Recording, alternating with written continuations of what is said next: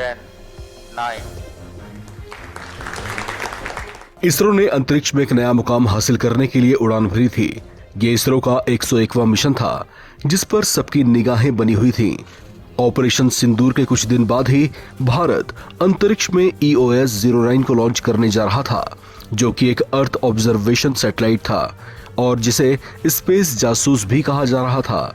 ये वो मिशन था जिसके जरिए भारत पृथ्वी की निगरानी, मौसम और पर्यावरण के बारे में जानकारी जुटाने के साथ साथ ये सीमा की निगरानी और घुसपैठ का पता लगाने में भी मददगार साबित होता। लेकिन श्रीहरिकोटा से EOS-09 को PSLV C-61 रॉकेट से लॉन्च करने के कुछ ही देर के बाद लॉन्चिंग के थर्ड फेज में ये मिशन फेल हो गया। इसे सूर्य की कक्षा में स्थापित किया जाना था, लेकिन दुर्भाग्य से ये मिशन सफल नहीं हो पाया। इसरो चीफ S नारायणन ने बताया कि PSLV रॉकेट के 4 स्टेज होते हैं। पहले 2 स्टेज तक सब कुछ ठीक था, लेकिन तीसरे चरण में किसी तकनीकी खामी के चलते ये सफल नहीं हुआ।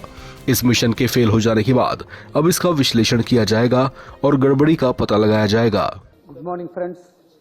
Today we attempted a launch of PSLV C-61 vehicle. The vehicle is a 4-stage vehicle. First 2 stages performed as expected, and during the third stage, it's a solid motor system. We are seeing observation. The motor pressure, there was a fall in the chamber pressure of the motor case, and the mission could not be accomplished. We are studying the entire performance. We shall come back at the earliest. Thank you.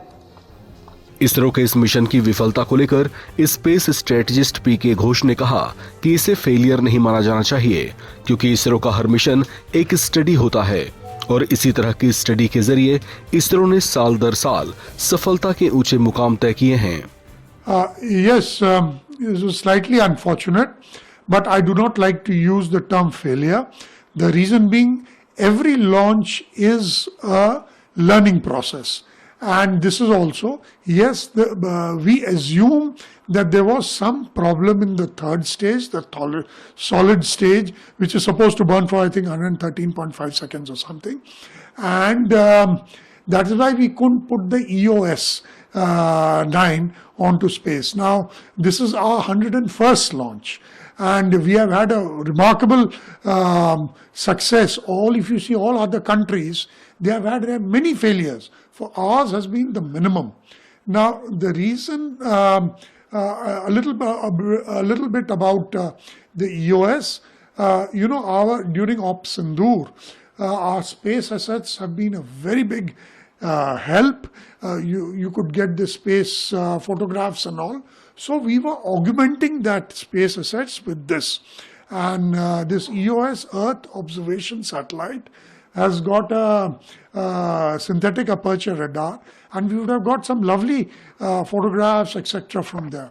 So that will take some time now, and I'm sure we will learn from this and go forward in our next launch. ISRO के वैज्ञानिक अब इस mission की विफलता का विश्लेषण करेंगे। वे ये पता लगाएंगे कि क्या गलती हुई थी, फिर वे भविष्य में ऐसे मिशन को सफल बनाने के लिए काम करेंगे। इसरो का रविवार को जो सैटेलाइट लॉन्च विफल हुआ, वो उनका 101वां सैटेलाइट लॉन्च था। इसका नाम EOS-09 है, जो हाईटेक रेडार इमेजिंग सैटेलाइट है। ये किसी भी मौसम में बादलों, बारिश और अंधेरे के पार देखने में सक्षम है। ये सीमा की निगरानी और घुसपैठ का पता लगाने में भी मददगार साबित होता। उम्मीद जताई जा रही है कि इसरो इस सैटेलाइट की लॉन्चिंग का दूसरा प्रयास जल्द ही करेगा। इस खबर में फिलहाल इतना ही। बाकी अपडेट्स के लिए आप बने रहें NBT ऑनलाइन के साथ।